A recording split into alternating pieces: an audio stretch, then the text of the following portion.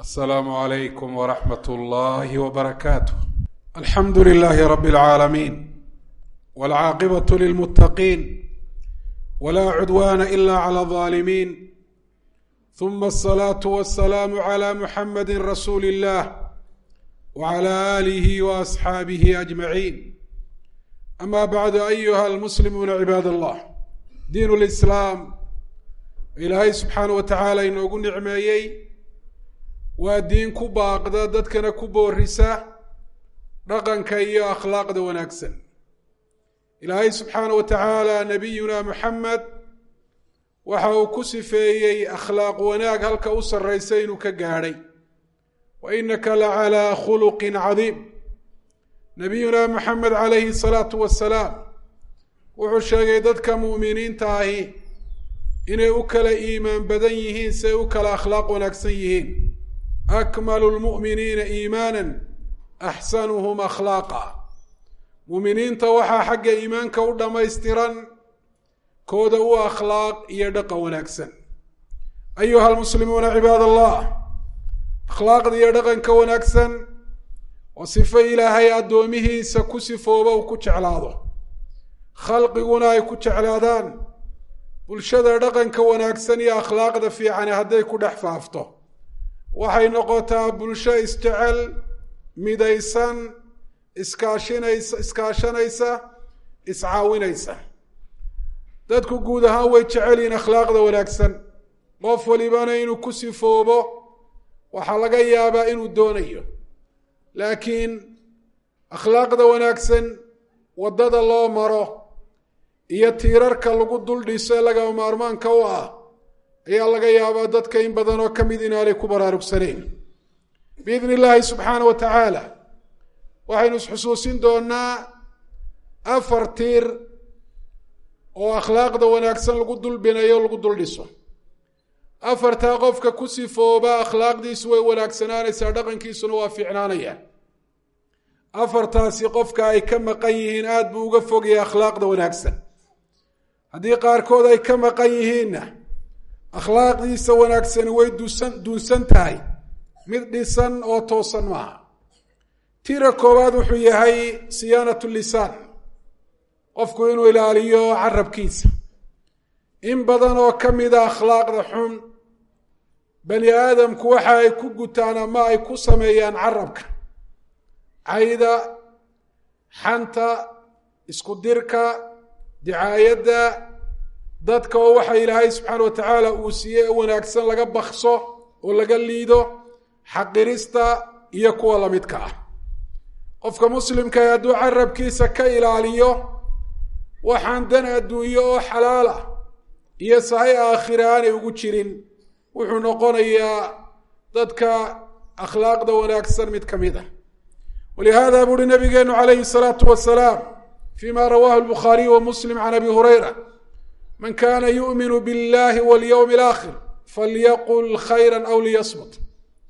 qofka ilaahay iyo aakhiro rumaysani khayr ha ku hadlo, khayr haddaanu ku hadlahayna ha iska aamuso, waayo shar in lagu hadlo aamuska ayaa ka wanaagsan. qofka muslimka ahi waxaa la gudboon hadalkiisa inuu qiimeeyo intaanu odhan. hadduu khayr yahay uu ku hadlo, hadduu shar yahayna uu ka aamuso, hadduu ka shaki ama shabah galana inuu iska daayo.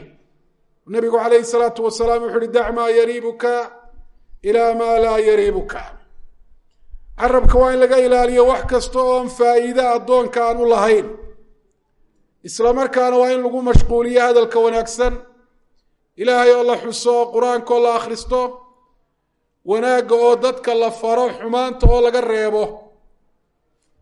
iyo waxyaabaha lamidka ah. ilaahay baa subxaana wa tacaala yidhi: yaa ayuha aladiina aamanuu itaquu llaha waquluu qowla sadiida yuslix lakum acmaalakum wayakfir lakum dunuubakum waman yutic illaha warasuulahu faqad faaza fawzan cadiima. muuminiinta ilaahay wuxuu amray attaqwa, diinta inay ku dhaqmaan oo ilaahay ay ka baqaan. taqwadaana ilaahay subxaana wa tacaala wuxuu raaciyey hadal fiican inay ku hadlaan. taasina waxay tilmaamaysaa qofka taqwadiisa iyo alla kacabsigiisa iyo diinku dhaqankiisu inaanu dhammaystirmahayn ilaa uu hadalkiisa hagaajiyo, ilaahay wuxuu tilmaamay natiijada fiicana arrintaa ka dhalanaysa ilaahay addoonka waa u dembi dhaafayaa isla markaana arrimihiisoo dhan waa u hagaajinaya nabiyuna moxamed calayhi salaatu wasalaam markii la weydiiyey can akhari maa yadkhulu bihi nnaasu naar waxa u badanee dadku ay naarta ku gelayaan wuxu uhi waa alfamu waalfarju oo waxay afkooda ka yidhaahdeene xun iyo wixii cawradooda ay ku sameeyeene xaaraan ah nebi maxamed calayhi salaatu wasalaam wuxuu ku taliyey qofka muslimka ah carabkiisa inuu iska qabto u ka adkaado markuu mucaad ibnu jabal weydiiyey miyaa naloo qabanaya oo nalagu ciqaabaya waxaanu ku hadallo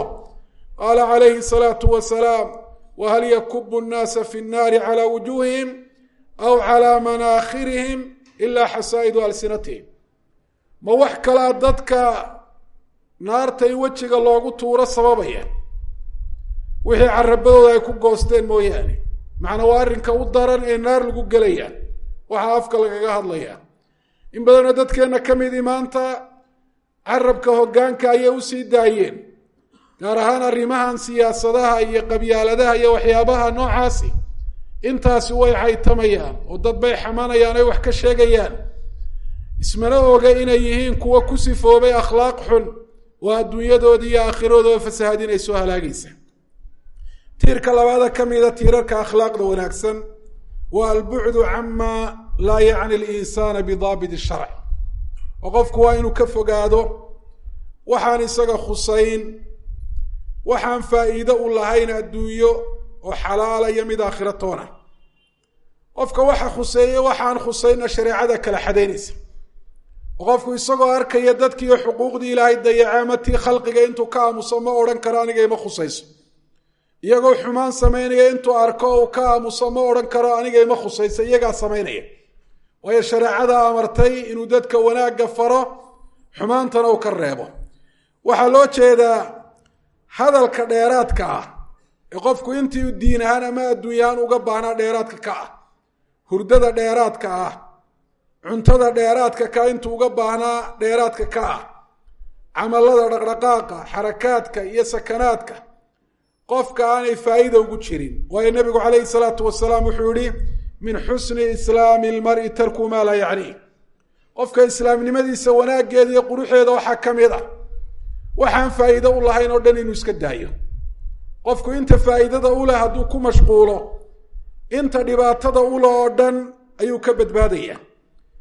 akhlaaqda xumina waxyaabaha ay ka soo maaxdo iyo geedaha dhala ee midhahooda ay tahay waa fuduulka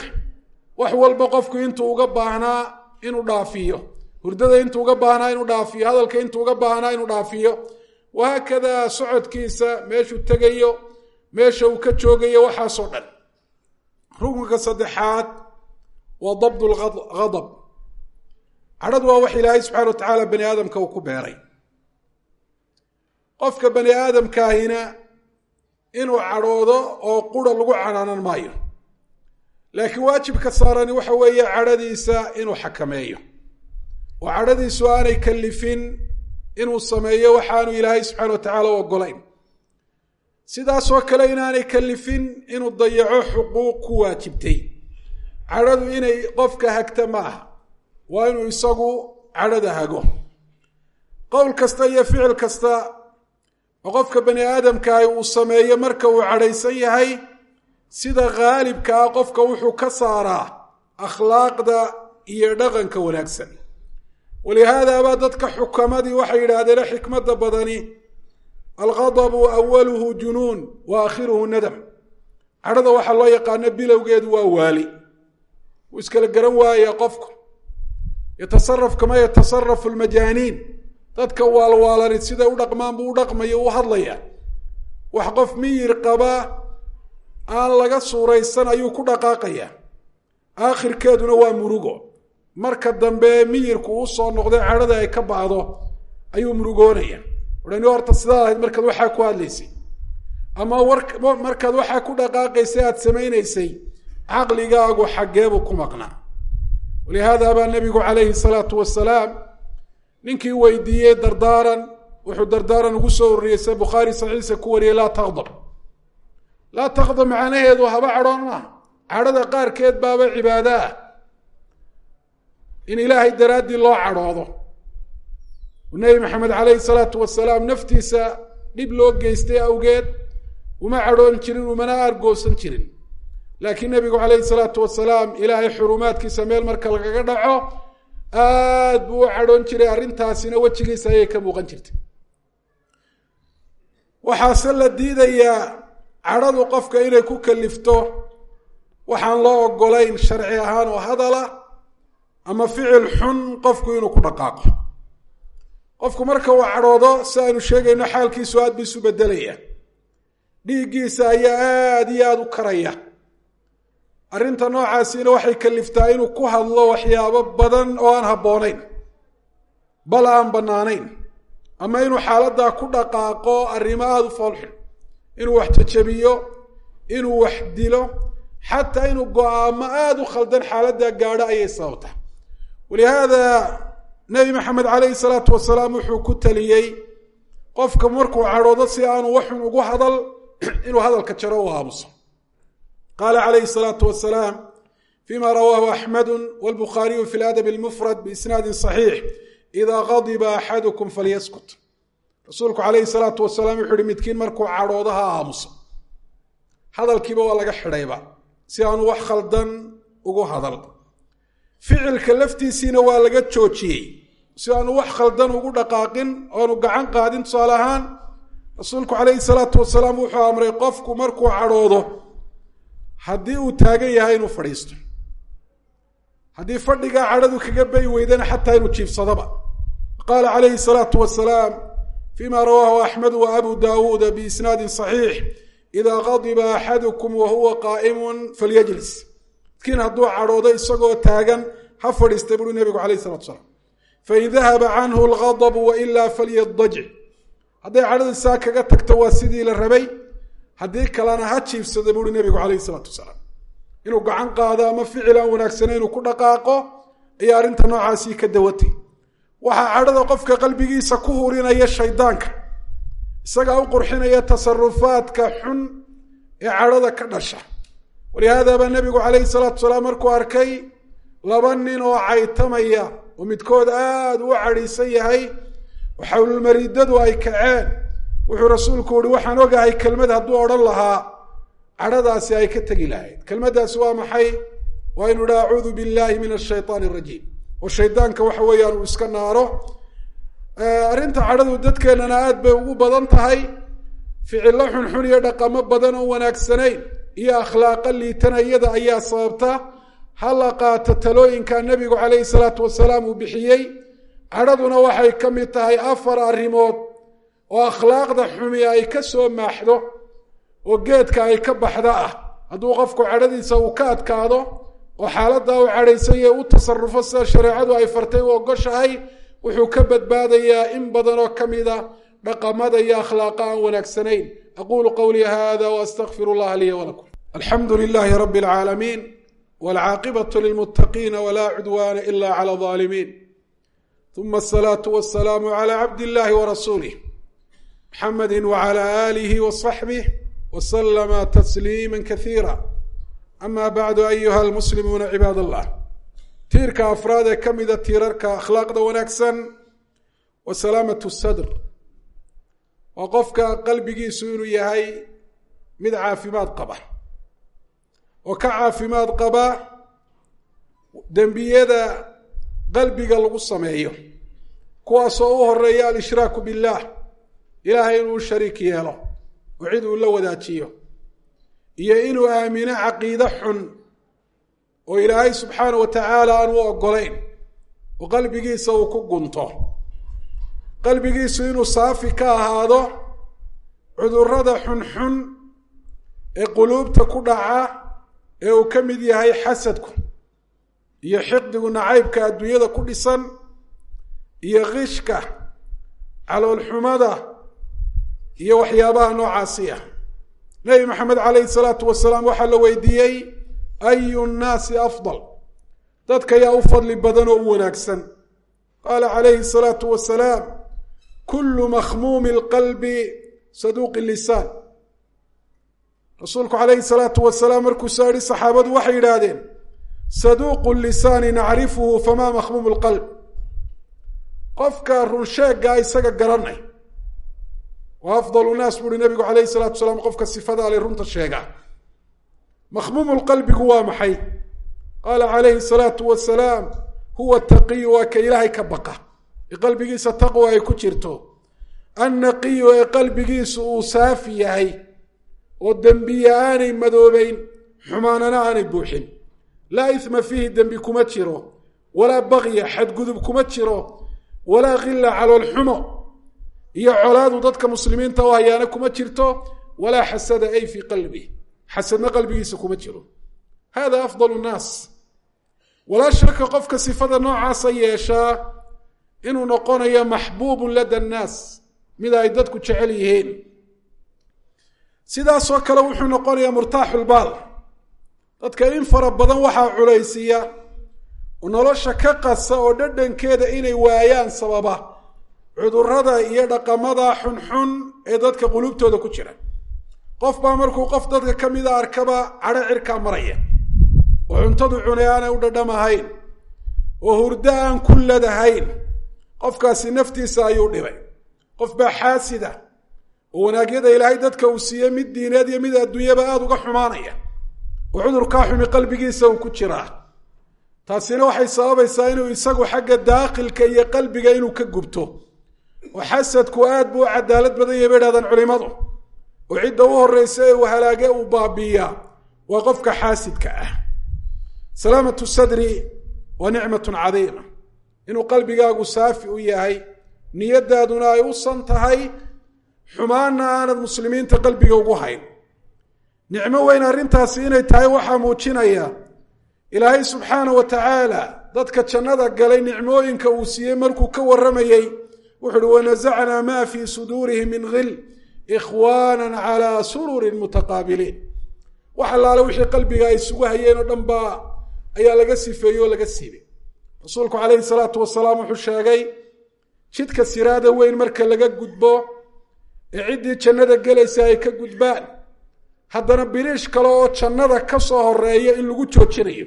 oo ahlu jannaha laftoodii xataa idaa nuquu wahudibuu udina lahum fii dukhuuli iljanna halkaasaa lagu hufayaa oo wixii quluubta ay isugu hayeen ayaa laga sifaynayaa iyadoo la hufay oo la sifeeyey ayay jannada gelayaan jannada lala geli maayo qalbi xumaan iyo hebel baanu isu cadhaysannahay iyo hebel baanu iskhilaafsannahay toona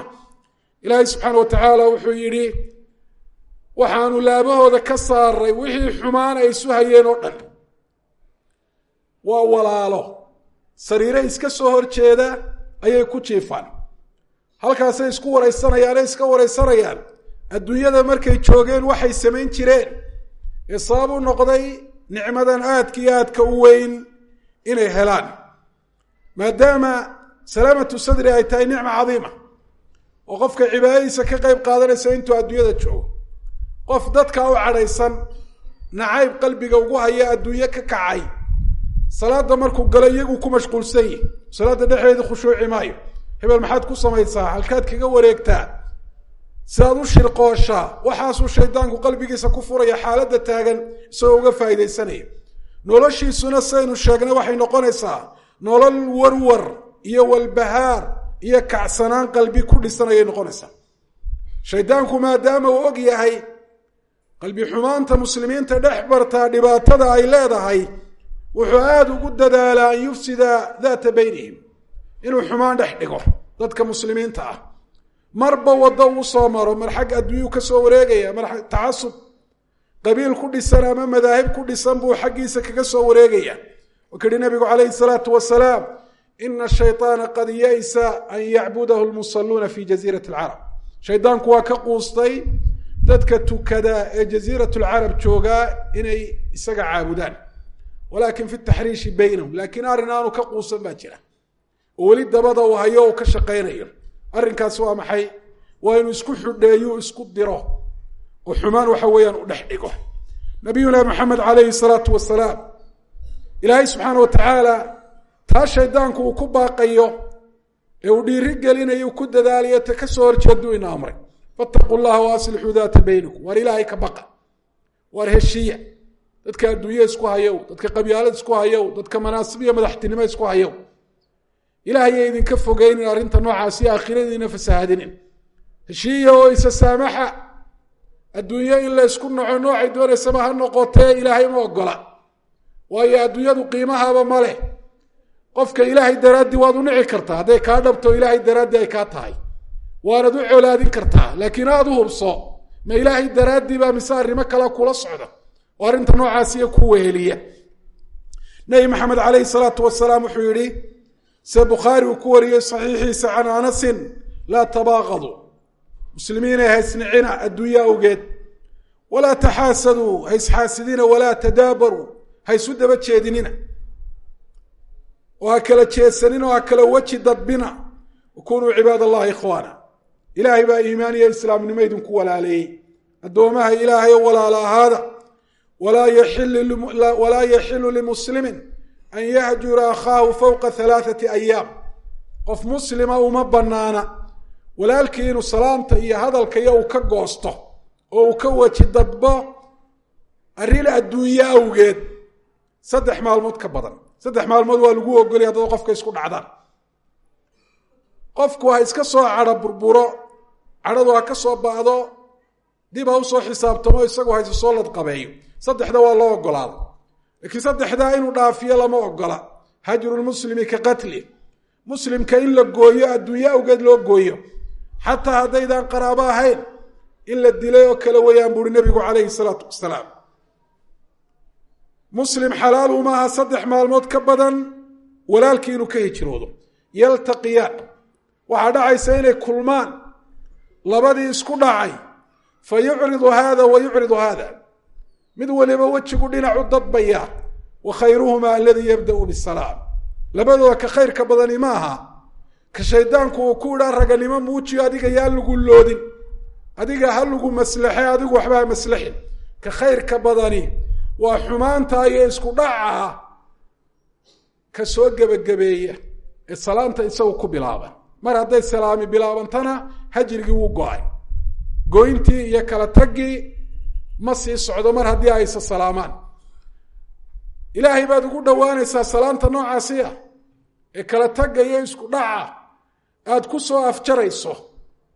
ilaahay baa raalli kaaga noqonaya rabbi baa kugu darajaynaya shaydaanku yuu ka odhan waa liidnimo inaad adigu markiiba isdhiibto oo adigu aad soo noqotaa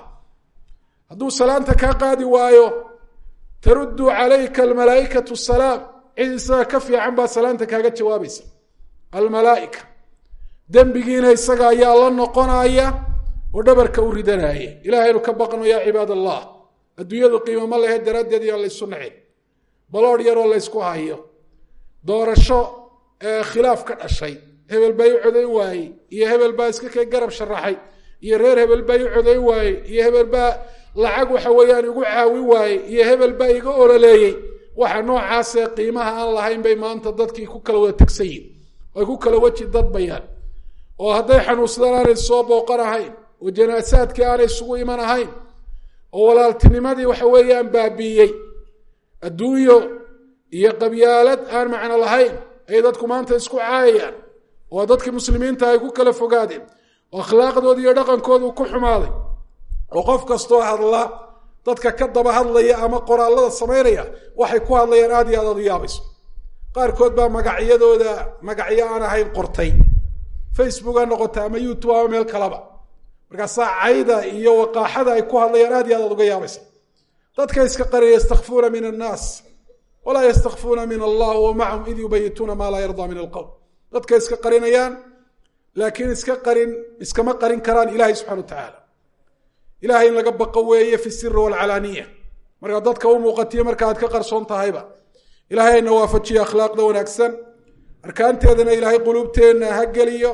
akhlaaqda xun ilaahay quluubteenna iyo carabadeenna iyo xubnaheenna kaleba ilaahay ka sifeeyo ilaahay noogu nicmeeyo dhaqanka wanaagsan ee iimaanka ka mid ah